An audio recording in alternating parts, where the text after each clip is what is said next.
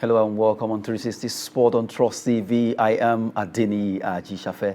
Well, Nigerians continue to do what they know how to do best at the Commonwealth Games of Birmingham, where it's taking place. Right now, we have 2 bronze, 2 gold medals. Well, we are really at least pushing far better than how it all started yesterday. It was a good one coming from Islamia Yusuf, as she was able to win bronze for Nigeria.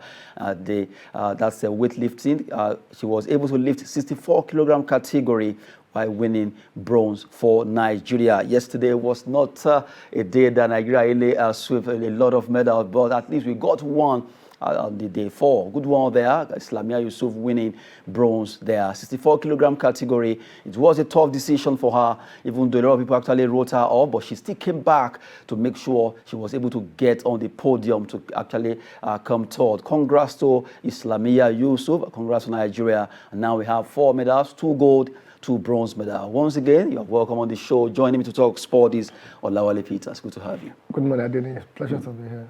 Now, let's start with Islamia Yusuf. Even while she was about going for that particular lift, a lot of people were already actually writing her off because it looked as if she was injured, but she never gave up. She continued until she lifted that and she was able to get bronze medal. Okay, and that's the spirit of Nigerians. We don't give up. Yes, she had injury and she didn't start on a very good note, but the accumulation of what she has lifted made her to get to that position. And if you look at the point, that's the kg difference between her and the second position. Even because of the injury, probably should have pushed to silver medal. But no matter how it is, half bread is better than none. Lifting 64 kilogram. It's not easy. I doubt if many men outside someone like you can try to lift that. So I what think if I actually lift more than this? Yeah, you can. It's not about the build. It's about the energy. It's about the energy. Okay, and it's about the experience, which I think she had. So I think it's a very good one. And yes, I thought by now probably would have done better than what we have now, because if you look at the history, the last competition that we had in 2018. We won most of our medals from the weightlifting. From wrestling. From the 24 medals that we won 8 from the wrestling, 3 gold, 2 silver, and 3 bronze, followed by the weightlifting, then by boxing. So I think it's still not late. We still have between now and August 8th before the program will come to an end. So a very good one. And we are still sitting on, if you look at the medal table currently now, we are still sitting on the 9th position. At least we have 2 gold, 2 bronze. 2 bronze. Half bread is better than none. So let's see how the competition progresses. We still have the athletics, which I believe we're going to get a medal from there. Table tennis, we're going to get medal from there. Boxing also, I'm sure we're going to get a medal from there. So it's a very good one for Islamiyat, and especially at determination that, okay, because of the injury I have, I'm not going to give up. So let me continue because I believe I can do it. A very good one for her. For Islamia Yusuf, putting Nigeria on the podium by coming third is a good one. They are winning bronze, lifting 64-kilogram category despite the injury she sustained. Good one there, Niger spirits. And now we're looking at the fact that aside Islamia Yusuf winning the bronze yesterday also, well, Team Nigeria in table tennis could not do much because they lost to India. India was really a thorn in the flesh of Team Nigeria table tennis for men. In the men's double, Bode Abiodun and Olajide Omotayo actually crashed out. And another Nigerian star, African #1, Aruna Quadri, also lost out to Asanta in his own competition there, losing out the semi-final. But from the way it is, we're still having hope that they will be facing England, and there's hope that we can still get bronze in this competition. Definitely. Getting to the semi-final, it's not really easy. That's the truth. And when we talk about table tennis, Indian, they are very good. We look at what they did also in 2018. They did the same thing to us. So I think this time around, we have to go back after this competition to look at how are they doing it better than us. Because when a particular team in the same competition, they are winning and winning you all over, it becomes a psychological problem for you that, oh, they are better than us. That's the truth. So, however, let's just concentrate on the bronze medals. Let's see what we can get from there. A very good one. We have how many countries that is participating in the competition? 72 nations. 72 nations, 72 countries are participating in that competition. For us to get to that semi-final or the bronze competition, that means that we've really done very, very, very well. We can do better with adequate preparation. Because what we normally look at in the country is, why didn't we get the gold medal? But we don't look at the preparation that those people They actually what they put in. What did they put in? What energy, what infrastructure? When they start. When did they start? Is it that it is like 2 or 3 days when they're scrambling for who will represent us, looking for money for their flight? They'll get to the hotel or they'll get to the venue of the event. They'll be looking for where to stay. All this logistic problem, those people, do they have it? I will tell you, no. So despite everything, payment issue. I don't even want us to talk about that one. Kids issue that someone will be borrowing another person's shoe to see if it is my size or not size. And then the issue of testing, there are times when they say, okay, we are sending message coming from IWW, that is what athletics, this athlete need to be tested, you have to do this particular test. Do we follow the rules and regulations that those athletes will not get and they will say, they are ruled out? And that is a very good point that we need to take serious in this country. We have to get the updated version of the World Athletics that we are not supposed to take. For example, we are used to taking Zobo. Probably there is some ingredient inside that particular Zobo that they've said that, if you take this, it is going to enhance your performance, and you don't know. And naturally, look at Florence Omagbemi. We had that issue. We had that issue with a lot of athletes. But the fact that we, the Nigerian and Athletic Federation, they're not really on top of this situation by sensitizing these athletes that, no, don't take this. It's not that it's a drug or whatever, but according to their own rules and process, it will. So not most of them that they are really doing doping like we look at it, but because we did not sensitize them to let them know that, no, you shouldn't take Gary, for example, because there's some substances inside that Gary that will affect your performance. That doesn't mean that you've taken a doping or whatever. So that's an area that we are not really, really looking at as a country. Despite that, we still have 2 medals and 2 bronze. To me, they've done the country very, very proud, but we can do better. We can do better. Olajide Omotayo there, kneeling down, looking at how did the Indians become a thorn in the flesh to Nigeria. And when it comes to table tennis, the ping pong is always a very hard one when we face India at the Commonwealth Games 2018. They were also there to actually take it away from us. This time around, they've done it again in the doubles and also again in the singles. Aruna Quadri was actually defeated by Asante, who actually did well, the Indian man. Well, when it comes to the Olympics, Chinese, they are there to also fight against the Indians, against Nigeria. But this time around, the Olympic Games, is the Indians are always becoming a thorn in the flesh of Nigeria. But as it is, we'll be facing England in the 3rd place. Let's see what's going to happen. If they can't get the bronze, that would be nice. But they are building like Olajide Omotayo, and not forgetting African #1, Aruna Quadri there. Well, athletics starts today as we are giving you updates concerning the Commonwealth Games taking place in Birmingham. It will run till 8th of this month, August. And right now, Nigeria, 2 gold, 2 bronze. Well, coming from weightlifters, Adijat Olarioye, not forgetting Folashade Lawal.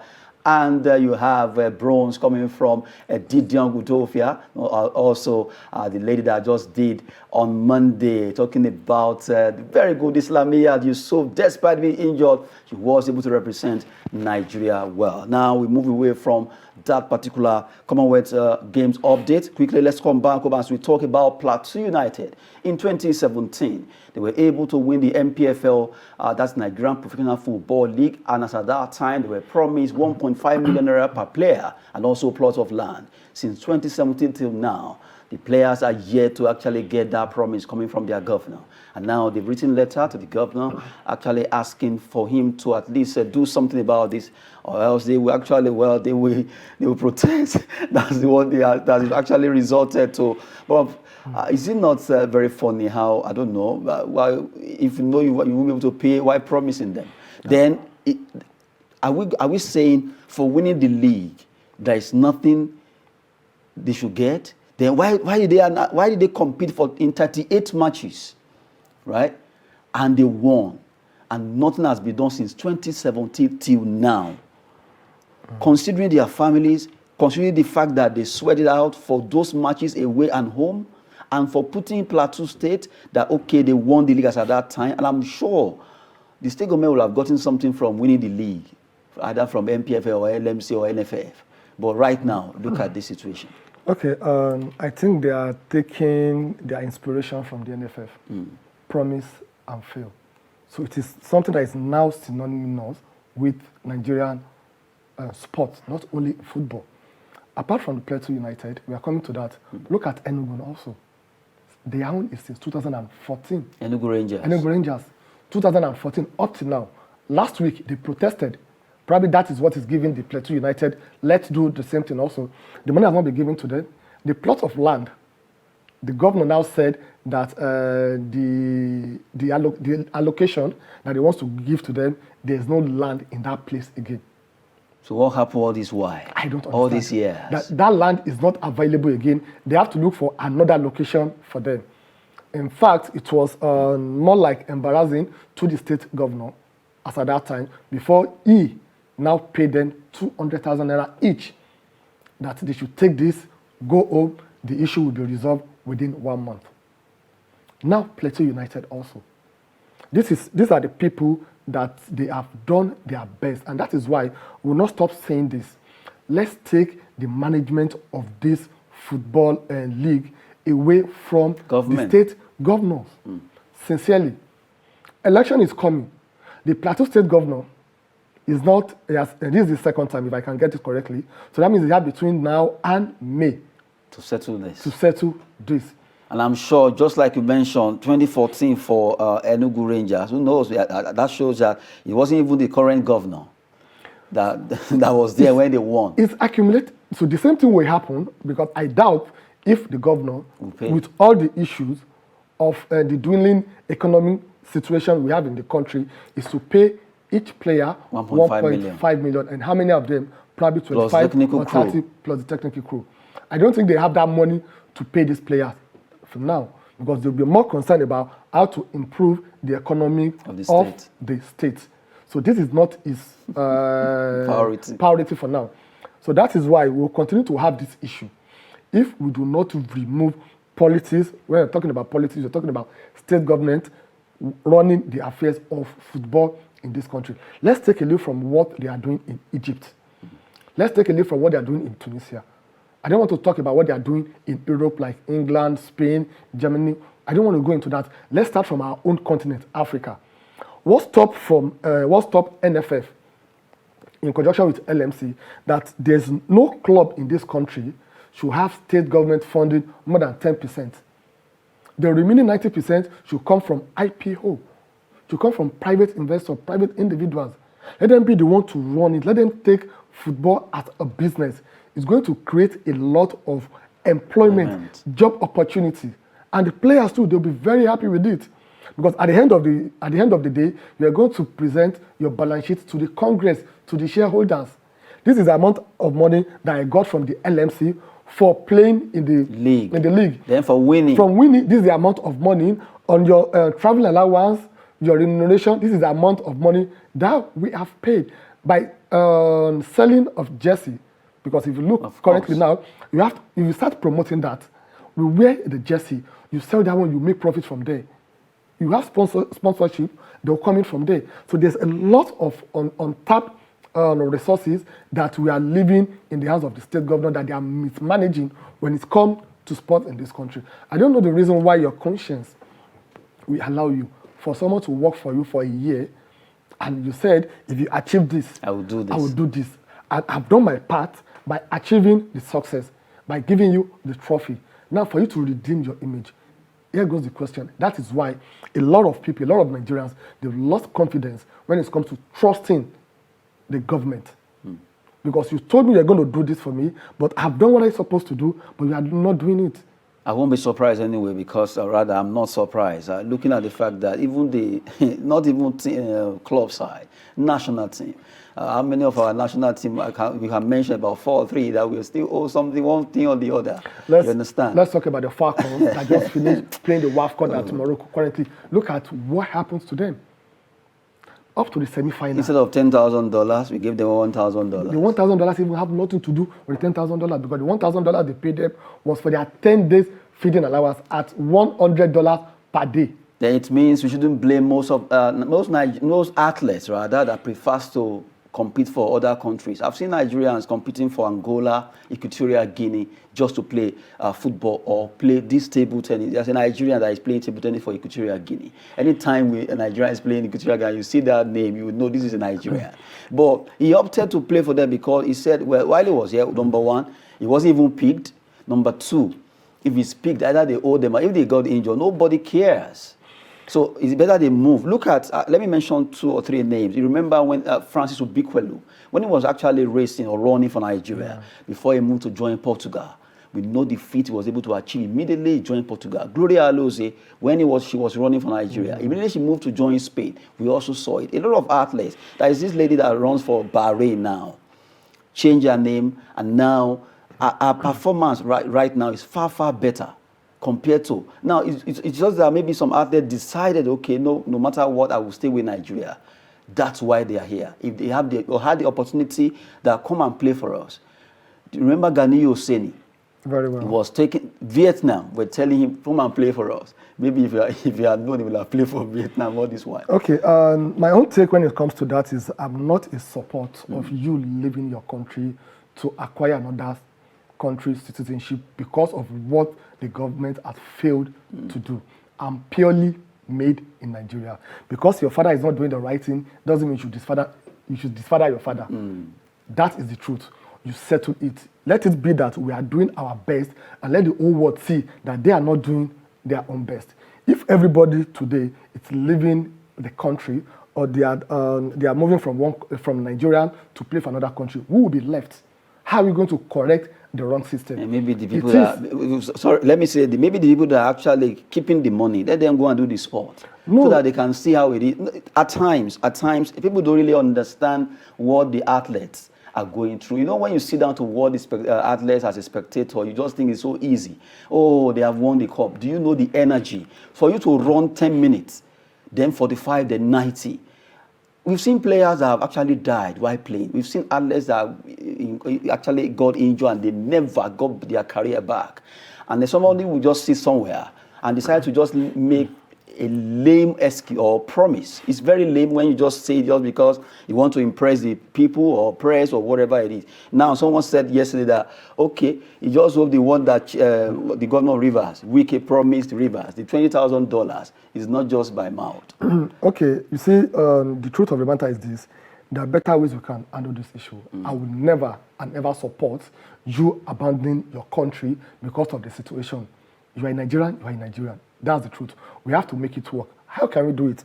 Now, there are diplomatic ways you can fight for your rights, but you have to do it teamwork.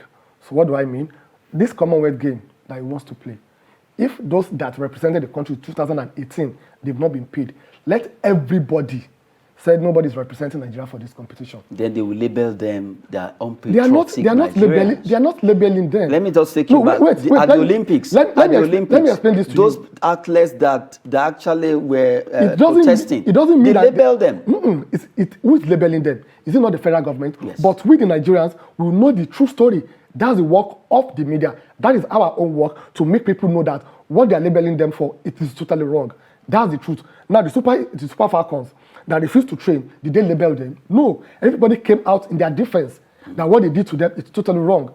The fact that some people are doing something wrong doesn't mean we should agree that that's the right thing. We can do this. We should not have this mindset that we cannot do it. Let everybody down their tools. If you want to play qualifier for World Cup, we are not playing. Nobody is playing. Like you said, I'll take that point from you. Let the NFF, Amadou Pinnick and co. Let them be the one to represent Nigeria. Let them have this embarrassing situation that nobody will represent the country in a particular competition because of welfareism issue, because they have not paid them. Let all the players in the Nigerian Professional Football League have, through their association, agree that we are not even playing the Nigerian Professional Football League again because they think they are doing the player a favor. But they're not doing them a favor. They are doing the LMC and the club owners a favor. It's like working in an organization. That's the truth. It's a win-win situation. You are helping the company is helping you. Look at the case of ASU. Sorry, I'm digressing a bit to that. They have been fighting for a particular cause for a very long time. But now they down the tools for more than 6 months. Some people are against it, some people are for it. So that is what I think we need to do in the sport also. Let them down tools. We're not representing Nigeria until they do the right thing. Actually, but look at this. When the Super Falcons said they were not training, if you recall, the NFF, whoever, a call had to be made to them through the Minister of Finance that the money will be paid before they started playing.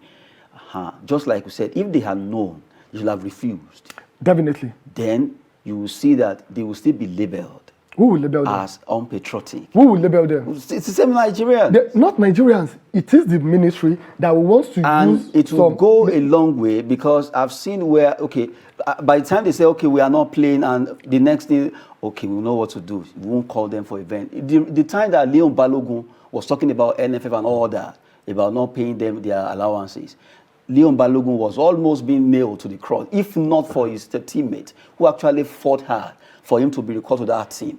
And you look at the fact that it's those athletes that know what they are facing. We Nigerians that are saying they should down tools. By the time NFL refuse to pay them or give them their money, none of us will go and give them money to give money to their families. They are the one that knows that, oh, my families are actually hungry. So many Nigerian players and athletes today are having the pain of not being able to take care of their family, and they contested or competed rather for Nigeria in any sport they find themselves there in as at that time. And we look at that, okay, if this our administrator can just go there, let them go and compete and see how hard it is to be a golfer, a sprinter, a footballer, or whatever sport that they are administering. If without this athlete, they can never be there. They should always remember, without this egg being laid, the chicken or whatever, it's just very funny. I don't know. You see, the truth on this matter is like, I don't want to see you as someone that you are supporting the NFF or the sport. And I'm not supporting No, NFF. sincerely, I don't want to believe that you are supporting that what they are doing is good. I'm not supporting NFF. The truth is this, no matter how people label them, that they are unpatriotic, we should change the narrative. I'm supporting the athletes. We should change the narrative that it is the government, that's the NFF, that they are unpatriotic. How can you send someone to represent you, to represent the country? If they are patriotic, someone is going to represent you. In fact, the first three matches, that's the qualifying stages, either they lose or they win, they will get paid for that one. What stops them from paying them? You send someone to go and fight in the war front. And we're actually supporting the athletes together. Sincerely, but what you are saying is that if they don't actually said, okay, we are not competing, they should stand by it fully, because later when somebody make a phone call and they will get, oh, okay, let's just do it, let's play. According to you, if they are down to, let them do it fully, so that those people that are petting them, let them go and do it and see how difficult the reason why I wouldn't blame the Super Falcons for accepting to play. This is the first time the Minister of Finance would be calling and but this is not the first time they are being owed. This is not the first time they are being owed. Good. So they have to give the respect to the finance minister that, oh, this is the first time. Next time, I'm sure if she calls them... Who knows how many finance have called them before? Because they are not being owed. This is not the first time. They are being owed several. Finance minister have never done that before. It is the NFF that normally interfere with them and other officials. This is the first time that the finance minister will be doing it for them. Sincerely, jokes apart, sorry again to say this, the ASU, there's been a lot of promises from the federal government, we'll do this.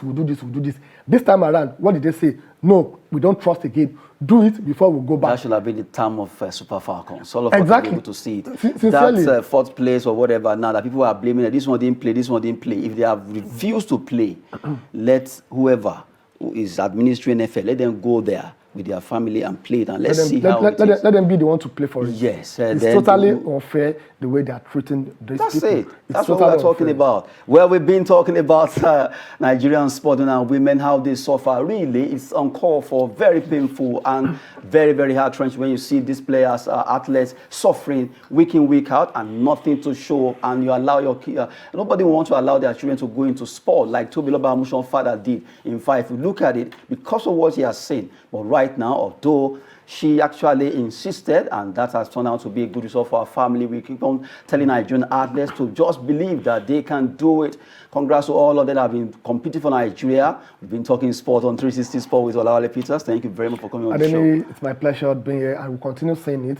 The Nigerian government, through the Minister of Youth and Sport, should do the right thing. They should stop owing the people that have done their best for the country. The Plateau State Governor, he should do what he promised the players for winning the 2017 NPFL. And for the River State, he has started making, due to his promise, currently now the team, they're already in Spain, because part of what he said he's going to do for them, apart from the $20,000, he's going to send them to Spain for 2 weeks training. And currently, they are in Spain doing their training. That is why they did not play the FA Cup competition that's currently going on. We are calling on all other people to do what? To do the same thing. Good one there, at least advocating for Nigerian athlete. That sector can turn Nigeria around, away from a lot of issues that we are facing, but we need to always appreciate them. Well, that'll be it on 360 Sport. I am Adeni Ajishafe. Sport is always business and fitness. Thanks for watching.